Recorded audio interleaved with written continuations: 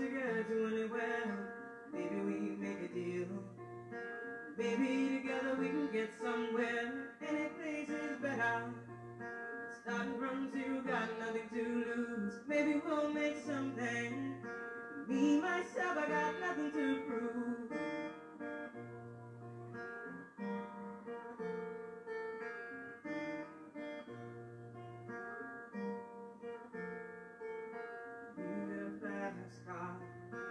I got a plan to get us out of heaven, working at the convenience store.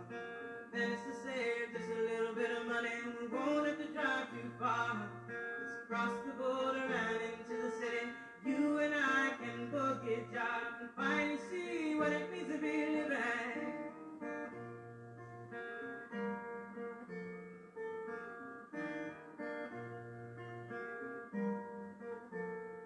See, my old man's got a problem.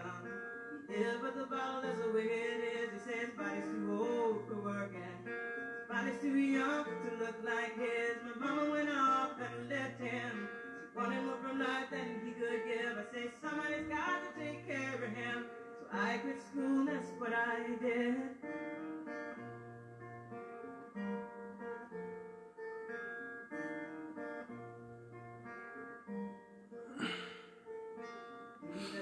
Bonsoir, bonsoir, mon cher Kawa, bonsoir, bonsoir, bonsoir à toute la famille.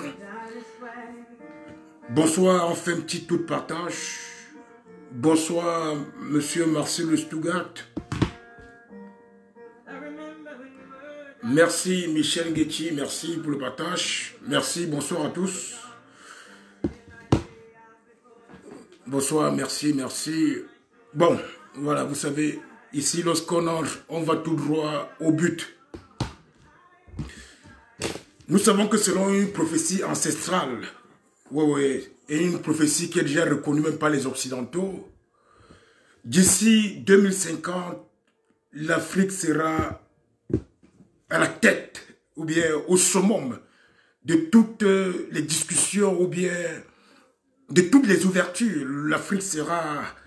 Donc, cette Afrique, donc, beaucoup d'Occidentaux ont beaucoup lutté pour qu'ils ne puissent pas y atteindre. Et je le dis parce que cela aussi est très important à ce moment de notre lutte. Parce que vu ce qui se passe au niveau interne, au niveau international et autres, on doit se questionner pour savoir exactement qu'est-ce qui cloche, surtout dans la bataille dont nous sommes en train de mener.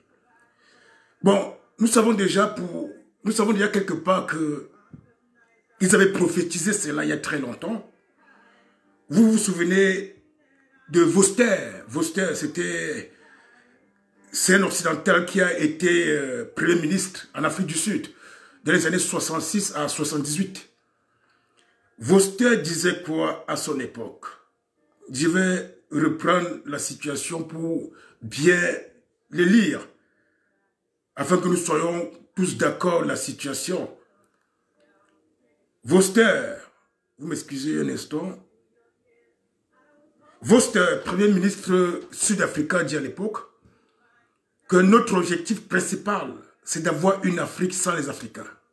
Et une Afrique sans les Africains deviendra un paradis terrestre pour l'homme blanc. Je répète bien, Vorster, Premier ministre sud-africain dans les années 66 à 78, dit ceci. Notre objectif principal, c'est d'avoir une Afrique sans les Africains.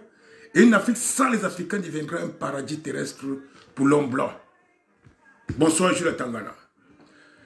Donc, si je commence par là aujourd'hui, c'est parce que nous sommes aujourd'hui face à une situation où notre destin exactement dépend de notre détermination à vouloir soit accompagner cette lutte dont nous menons, je parle comme ça de nos citoyens de 237, soit d'observer pour essayer de voir si exactement cela pourra arriver.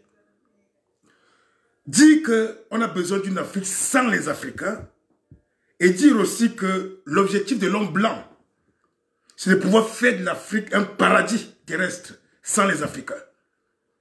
Est-ce que cela est possible donc?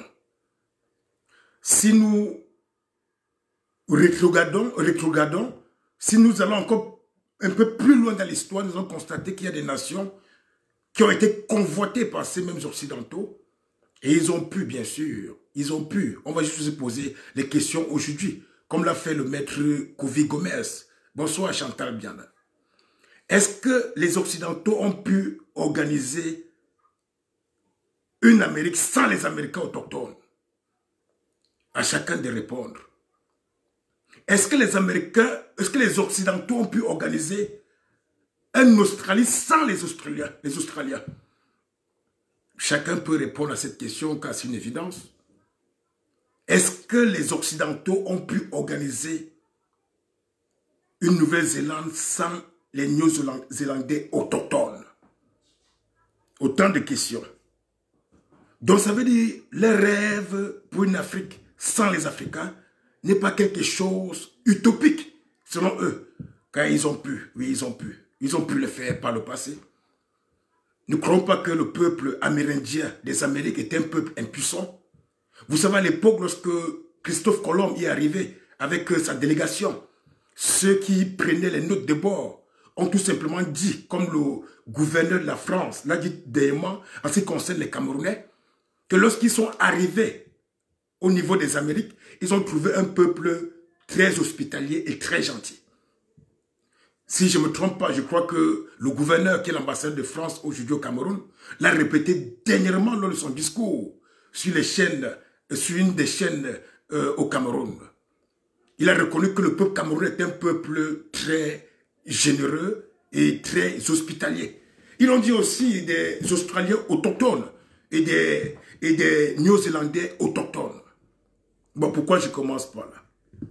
Lorsqu'un défi est lancé, puisqu'ils sont conscients que dans les années 50, vu la situation économique, vu la situation sociale, vu la situation culturelle, ils sont conscients qu'après l'ère de la Chine, je parle de l'ère de la Chine parce que, qu'on le veuille ou pas, à part le fait que les Américains imposent les puissances mondiales, ils ont raison de le faire.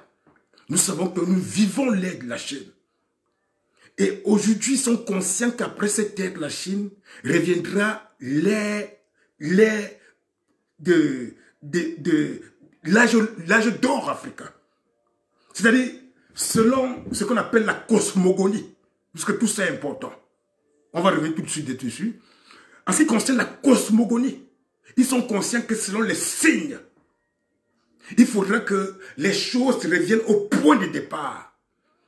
Bon, quand je parle du point de départ, tout Africain, aujourd'hui qui se renseigne sur son identité, est conscient et reconnaît. D'ailleurs même que l'humanité tout entière reconnaît d'où proviennent les sources de cette humanité.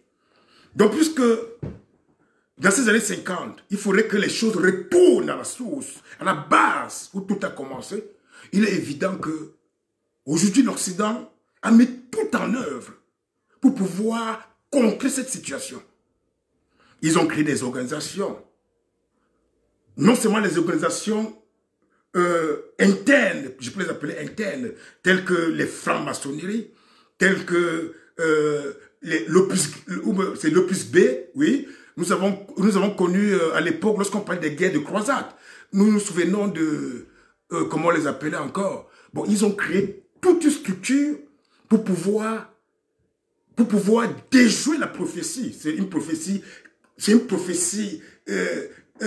ontologique. Quand il n'y a pas d'ontologie, ça veut dire qu'il n'y a rien qui pourra aller en dessin ou bien qui pourra déjouer cette situation. Mais il y a un principe qui s'impose. Oui, il faudrait que, pour que la situation puisse atteindre son objectif, il faudrait exactement que les peuples africains puissent prendre conscience de cette prophétie dont tout le monde tremble.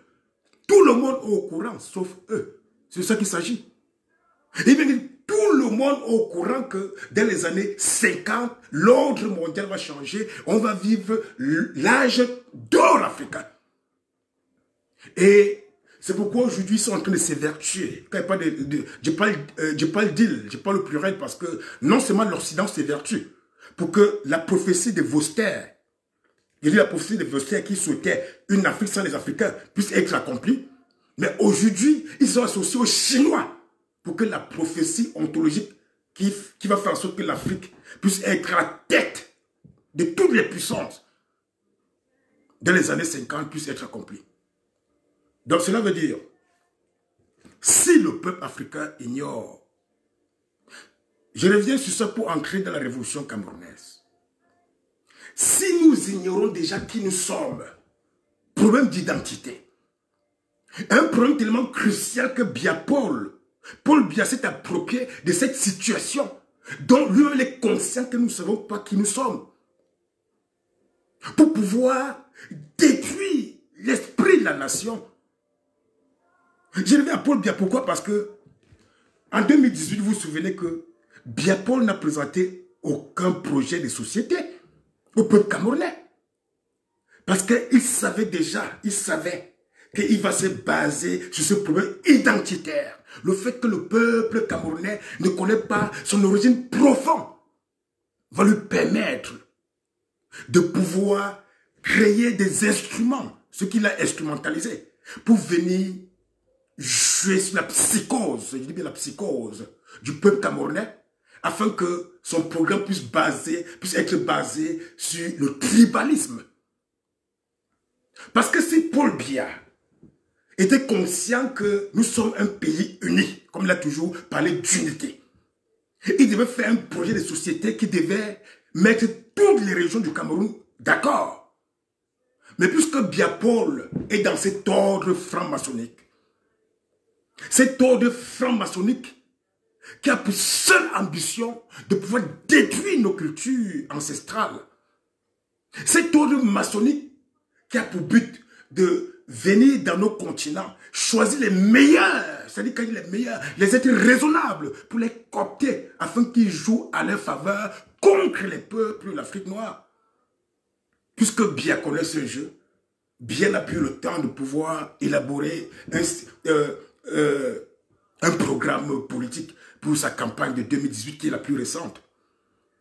Bon, maintenant donc, est-ce que cette prophétie dont on a tant parlé, que tous les Occidentaux craignent,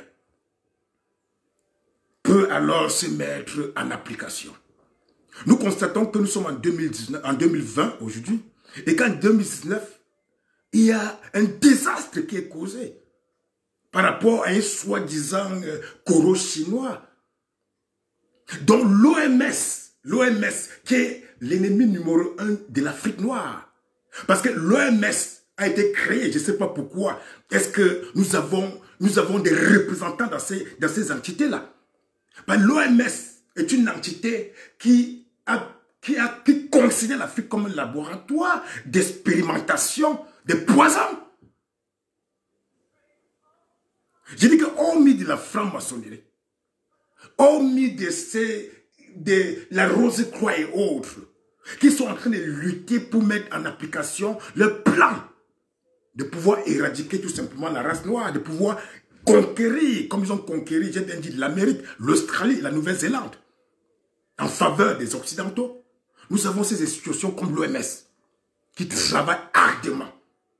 Vous pouvez encore les fouiller, et je crois que beaucoup d'entre nous, quand je vois le combattant, comment il s'appelle encore, Claude, qui est là, je sais qu'on a eu à étudier leur intention depuis qu'ils ont commencé avec les vaccins en Afrique. Il y a des révélations. Ils ont eu cette ambition. Est-ce qu'ils ont donc pu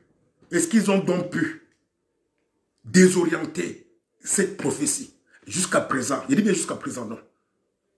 Mais tout dépendra dès à présent de la détermination du peuple africain. Tout dépendra dans notre cas de la détermination du peuple camerounais. Nous avons vu nos pères, je parle toujours de l'UPC, ou Nyobé. Nous avons vu l'UPC qui a lutté. Même après les soi-disant libérations ou bien indépendance, ils étaient conscients que nous n'étions pas libres. Ils étaient conscients qu'il y a un combat qui a été usurpé. Usurpé par qui? Par Biangongo, par Aïdjo, par tous ceux qui ont succédé. Avons le cœur pour protéger ces combattants. Bonsoir à tous, bonsoir Eugénie. Donc je disais quoi? Après les guerres dites d'indépendance, nous sommes conscients que la révolution a continué au Cameroun. Jusqu'à ce qu'ils ont massacré notre dernier combattant, Ernest Ouandjé, dans les années 75. Car ils étaient conscients que c'était une phase. Donc je reviens à l'époque de nos pères. Ils étaient conscients que les Français n'ont que fait un remplacement dans cette nation-là. Et c'était là où le trouble identitaire se perpétue jusqu'à nos jours, jusqu'à ce qu'un soi-disant chef de l'État puisse venir faire sa campagne basée sur le tribalisme. Nous sommes en 2020. On a commencé par l'identité. Qu'est-ce que l'Afrique doit donc faire pour pouvoir atteindre cette prophétie? Qu'est-ce que l'Afrique doit faire en sorte que le socle ou bien l'espérance de l'humanité revienne en elle dans ces années 2050? Nous sommes déjà aujourd'hui en 2020, comme je disais tout à l'heure. Nous avons la technologie qui nous guide, qui nous oriente et qui nous accompagne dans ces révolutions. Et c'est pourquoi nous sommes là en train de causer. À l'époque de nos pères, ils n'avaient pas eu cette chance-là. Nous avons aujourd'hui une diaspora qui est en synergie aussi grâce à ces technologies. Une diaspora déterminée. Une diaspora prête qui s'est sacrifiée pour continuer la lutte de nos pères.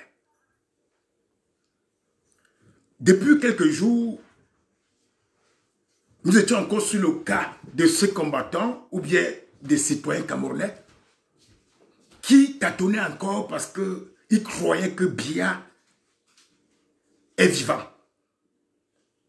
Bref, je dois tout le rappeler, on a commencé la révolution avec Biya vivant. On avait souhaité que Biya remette ce pouvoir au peuple, étant en vie. Le 17 de ce mois, nous avons lancé un appel pour que ceux-là qui, après la farce dont le gouverneur de la France a fait au Cameroun, qu'on puisse donner rendez-vous dès le 20 mai, pour qu'on remette les nouvelles bases, pour qu'ils soient convaincus que Biya est bel et bien mort. Ils ont anticipé aussi au niveau du Cameroun. Ils ont envoyé une lettre comme quoi Biya ne sera que visible au Camerounais le 31 décembre 2020. Car s'ils disent que Biya ne pourra pas se présenter au peuple camerounais le 1er mai et le 20 mai, ça veut dire que rendez-vous en fin d'année. Donc là, on peut se mettre d'accord que Biya n'est plus. On peut se mettre d'accord que Biya est bel et bien mort pour ceux qui veulent continuer la révolution parce que Biya était mort. Voilà qu'on a dit dès à présent. On n'a plus besoin de lancer le rendez-vous à partir du 20 mai. Puisque nous sommes d'abord conscients que le rendez-vous qu'on lançait, c'était pour ceux-là qui devaient prendre conscience dès le 20 mai que Biya n'est plus. Donc ils nous ont donné encore beaucoup de temps pour se préparer. Nous disons toujours qu'ici en diaspora, on a tout fait. On a fait des choses. Quelles qu'en soient les circonstances, quels qu'en soient ceux qui peut-être ont confondu l'essence du combat, qui ont pris des têtes. Néanmoins, on a fait tout ce qu'on avait à faire. Mais nous avons encore un enjeu majeur. Eh bien, nous avons un enjeu majeur. Vous savez qu'après cette épidémie, le monde entier sera ancré dans une très grande crise économique. Et tout le monde, tous les esprits sensés sont au courant que cette guerre est d'abord une guerre, vous savez, c'est une guerre économique. Parce que on parle de pandémie. Heureusement que Macron lui-même a parlé de guerre. C'est pas moi qui invente le mot. Et nous savons que depuis que l'Occident a connu que l'Afrique est un territoire généreux en matière première, ils ont pris l'Afrique comme le front de guerre. Qu'on ne se leurre pas. La bataille qui a toujours eu lieu entre les superpuissances a été une bataille d'intérêt. Et quand on parle d'intérêt, il faut qu'on soit plus clair. Il fallait qu'on conquiert le territoire de celui qui avait assez ou bien qui avait beaucoup de matières premières. Tout se base sur les matières premières. C'est pourquoi, je dis, si on révise encore l'histoire de la Première et la Deuxième Guerre mondiale, on doit comprendre que tout ce qu'ils ont fait raconter autres avait pour seule ambition le partage de l'Afrique. Et c'est pourquoi un sage camerounais a dit d'ailleurs dans l'un de ses écrits, comment on l'appelle encore, son nom reviendra, que s'il n'y avait pas eu la conférence de Berlin de 1884, la première guerre mondiale risquait d'avoir lieu en cette époque-là.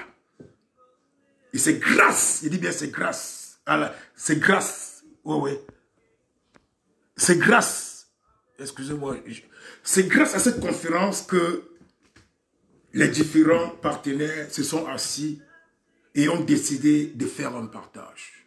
C'est pourquoi c'est après les années 1900 que l'on assiste à cette première guerre mondiale. C'est une guerre de partage. Donc, je reviens sur le fait que au Cameroun, où nous sommes, où nos pères ont lutté, où malgré la phase dite d'indépendance, ils ont continué la bataille. Ils sont conscients que le colon français n'avait pas libéré effectivement cette nation. Et aujourd'hui, nous sommes conscients. Aujourd'hui, la France, encore à travers son ambassadeur, nous a prouvé que nous sommes encore pires que ces époques dites d'indépendance. Parce que néanmoins, dans les époques dites d'indépendance, nous voyons quand même un certain Ahidjo prétendre dire que c'est lui qui menait la bataille.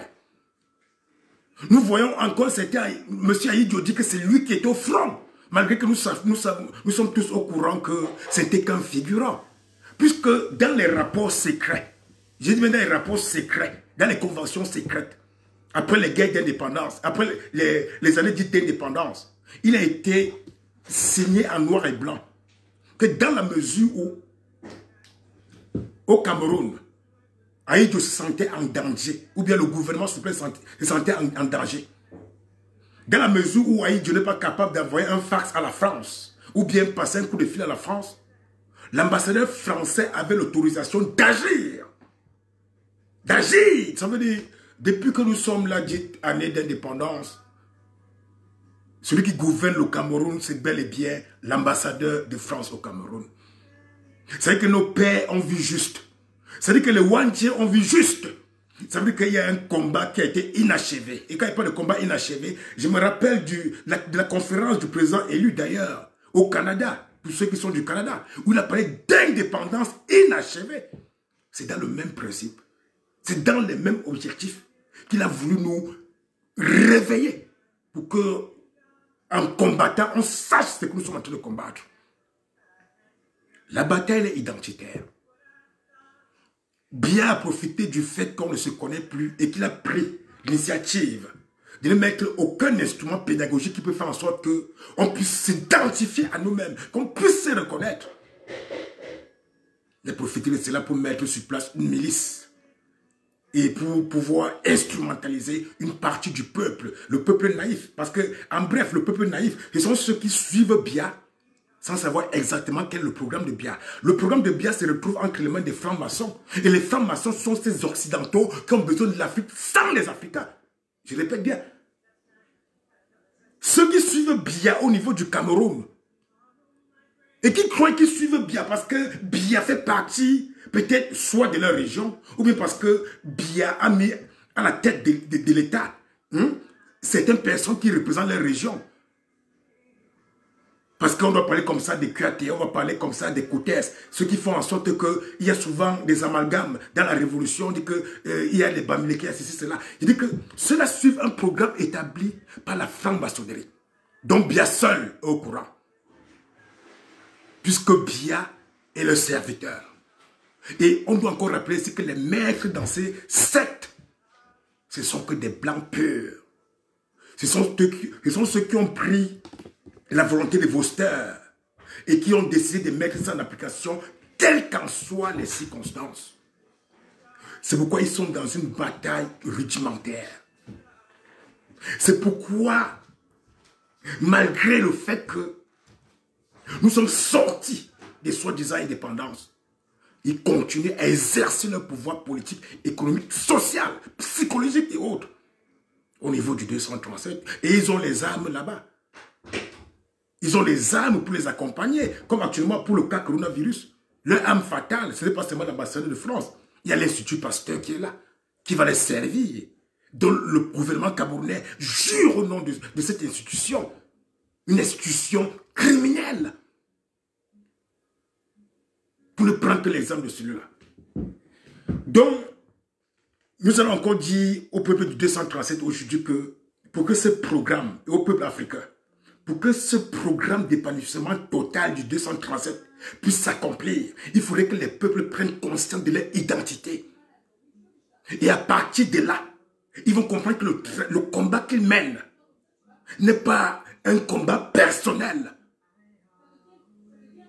Aujourd'hui encore, je suivais un combattant qui disait, dans toutes les institutions au monde, lorsqu'on parle de l'Afrique, on parle du centre culturel noir africain, par exemple.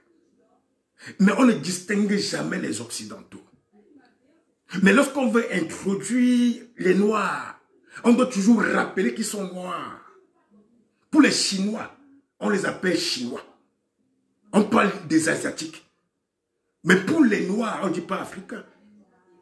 Donc pour toujours essayer d'accompagner la politique de discrimination. Ça, c'est en passant. Bon, je voulais arriver plus loin maintenant. Nous sommes dans la révolution camerounaise actuellement là. Mon message concerne le 237 et la diaspora. Nous sommes tous conscients qu'au niveau de la diaspora, on a de le meilleur.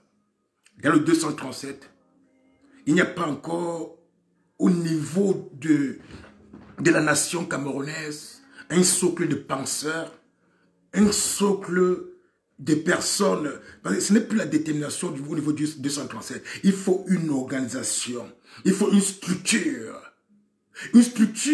qui va servir pas d'entité combattante, mais qui, dans son ensemble, doit regrouper tous les Camerounais nationalistes. C'est qu'on a toujours appelé le contre-pouvoir.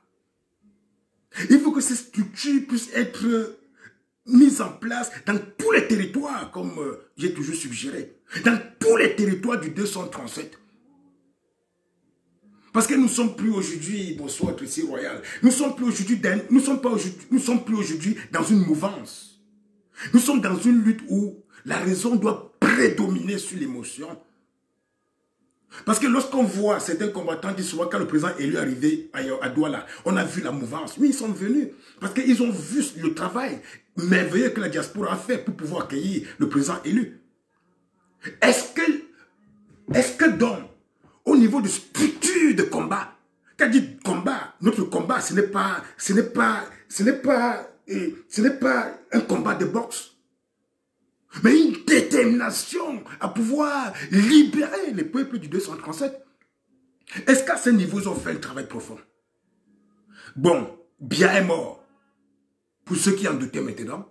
Donc, il est important, donc, comme je disais dernièrement, et je vais le répéter parce que la vérité ne change pas, quelles qu'en soient les circonstances, ça peut plutôt évoluer.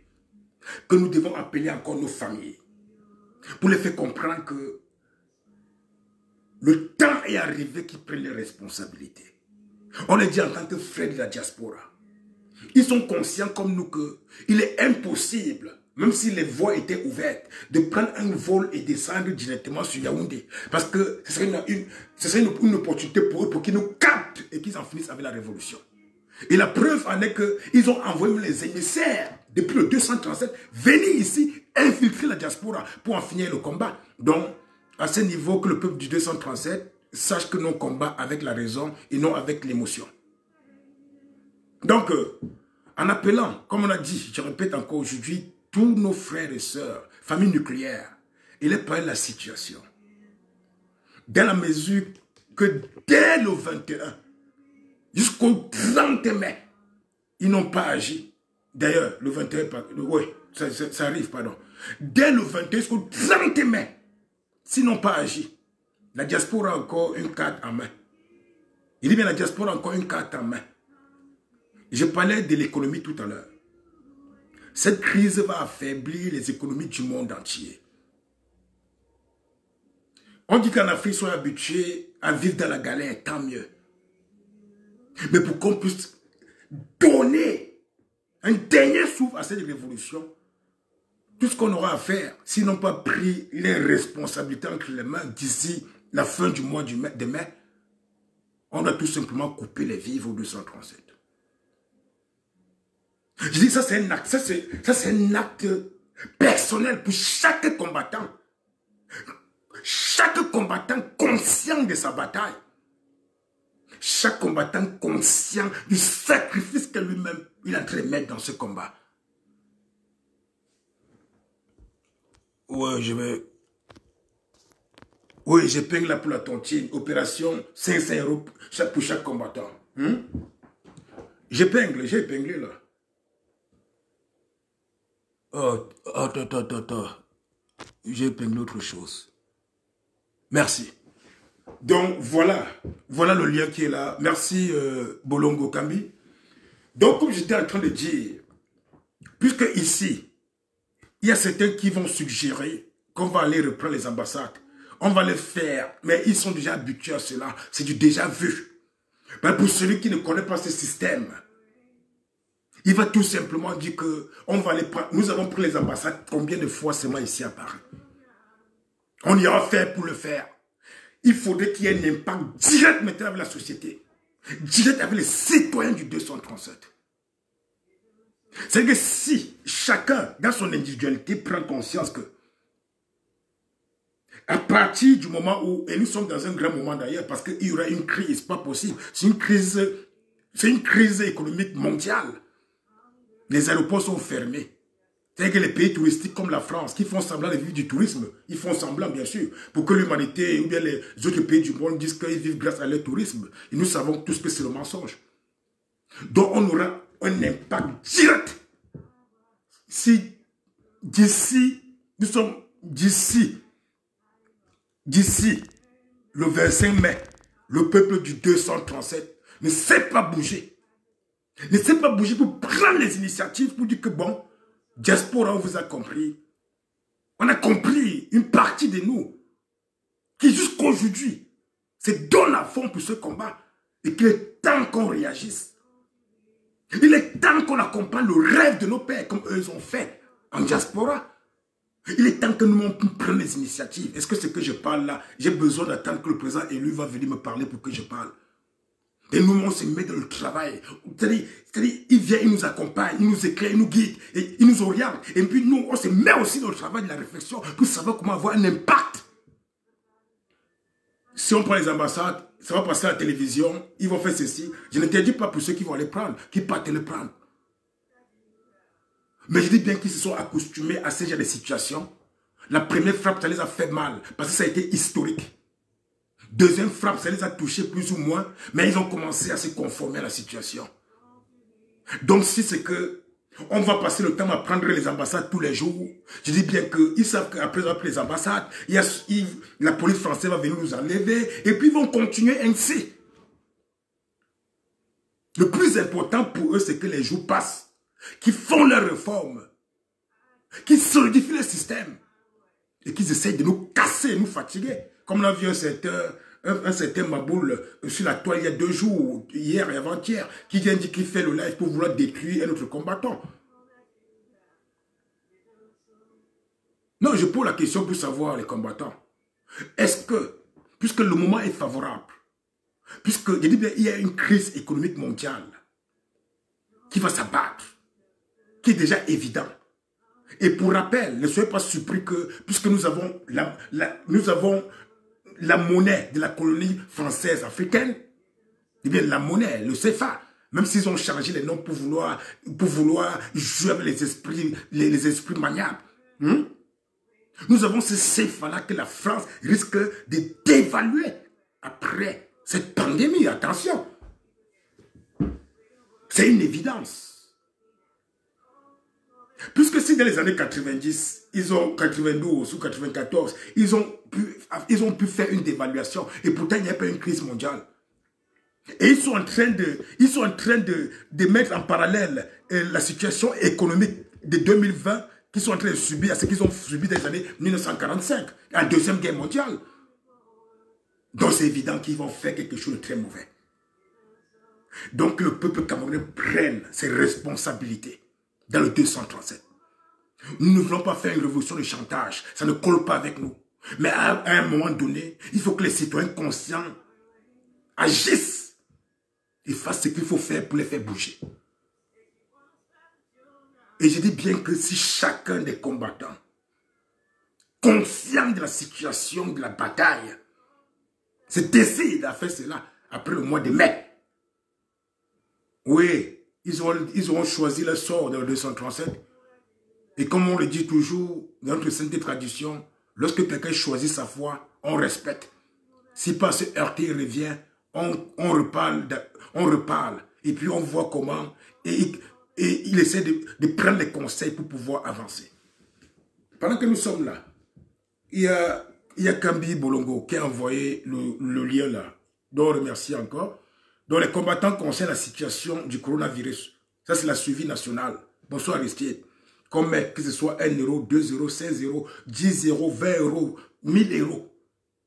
Là, ça c'est le combat de la conscience personnelle. Vous voyez bien le combat de la conscience personnelle. Et je vous rappelle que dans des situations comme celle-ci, il y en a beaucoup qui vont enlever ce qu'on appelle le fardeau. Donc, la malédiction ancestrale s'enlève dans ce genre de situations où chacun vient donner le meilleur de lui-même pour pouvoir sauver sa nation. Parce que c'est genre de situations où tu pars cotiser pour sauver tout un peuple, et qui est ton peuple d'ailleurs direct, enlève toutes les malédictions. Ce n'est pas, comment on appelle ça, du charlatanisme, ce que les affaires charlatans dont je vous parle là. Ça, c'est une vérité ancestrale. Donc, ce sont des bénédictions. Donc, le programme qu'on va mettre en place maintenant, c'est de s'évertuer en sorte que si en mai, il faut qu'on aille plus fort. Et je veux faire un rappel tout simplement, pour ceux qui se souviennent encore de le discours du président élu, quand il était aux Amériques, soit au Canada, aux États-Unis. Il a dit que la diaspora a une influence sur le peuple camerounais. Quand il dit influence, il ne parle pas d'influence négative, mais il parlait en ce qui concerne le cadre du combat. C'est-à-dire qu'ayant cette influence-là, elle peut recommander au peuple de faire quelque chose. Ils vont le faire car ils dépendent de cette diaspora. Je dis ça en mes mots, mais c'est pour signifier ce que le président élu a voulu dire. Et je pense que le moment est arrivé pour que ce qu'il a dit à l'époque puisse déjà être révisé et voir à quel moment on doit l'appliquer. Et dit l'appliquer sérieusement. Parce qu'il y a beaucoup de choses qu'on a dit, on a toujours eu de l'indulgence. Parce qu'on dit que bon, ça ne va pas. Mais à un moment donné, quand on sait que le régime tourne au profit de ceux qui ont décidé de faire de l'Afrique une Afrique sans les Africains, à un moment donné, on doit prendre nos responsabilités et dire trop, c'est trop. Puisque ce régime n'agit pas au nom de la conscience nationale, ni au nom de la conscience continentale, mais elle agit au nom de la conscience européenne. Et avec nous, ça ne passe pas. Avec nous, ça ne passe pas. Donc, que les Camerounais du 237 préparent la voie pour embraser le destin. Qui préparent. Nous avons tous un destin. Voilà notre destinée commune. C'est donner à fond pour en finir avec cette bataille.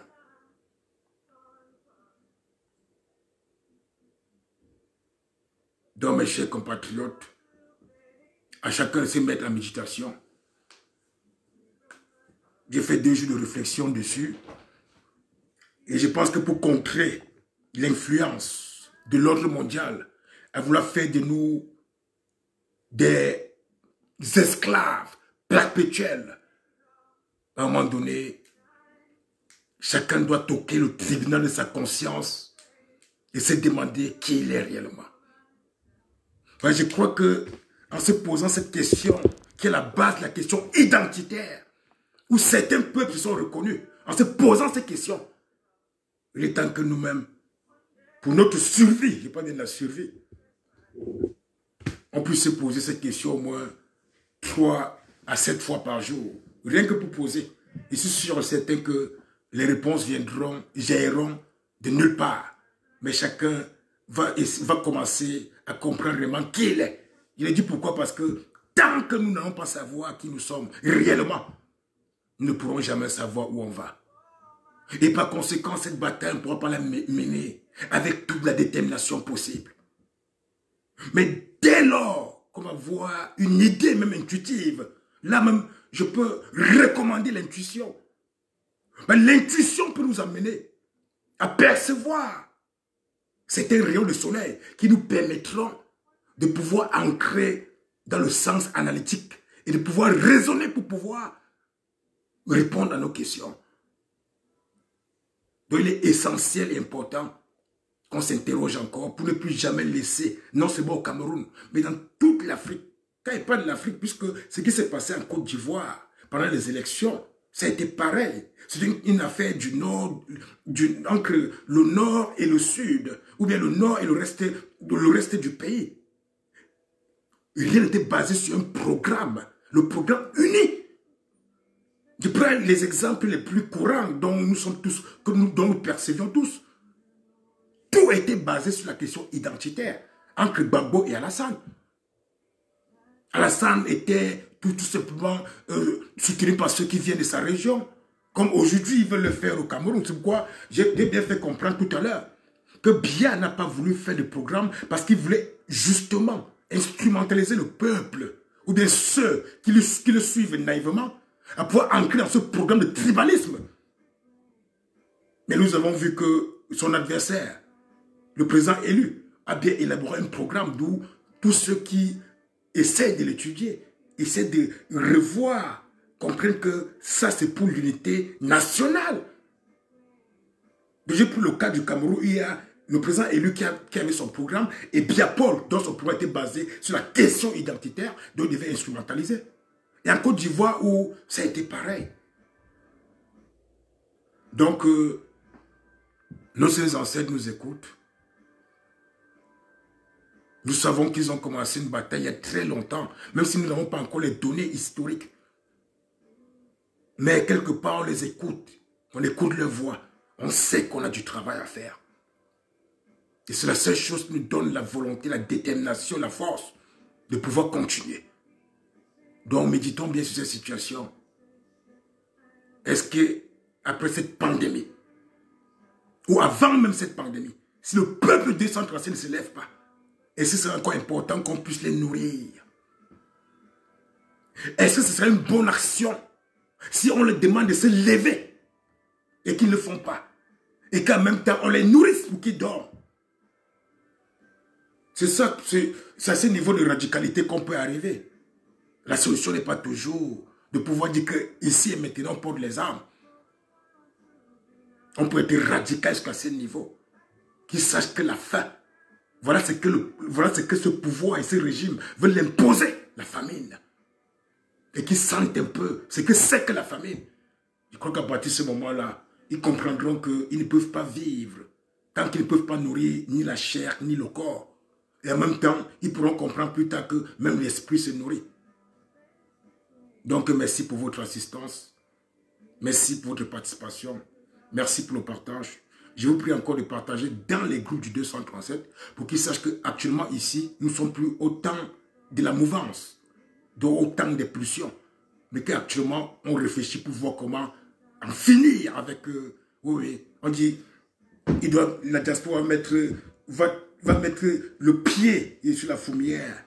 Oui, comme ça, les fourmis vont sortir. Et puis bon, bonsoir à tous et à très bientôt. Ciao.